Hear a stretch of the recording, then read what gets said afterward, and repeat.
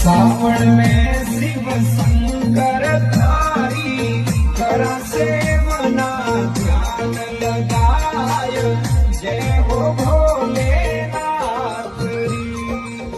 सोमवार सावन रो पावन व्रत करा में मंत्र उच्चार जय हो भोलेनाथ री, जय हो भोलेनाथ री।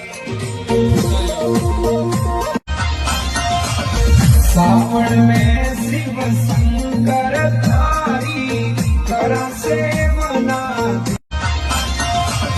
सावन में शिव शंकर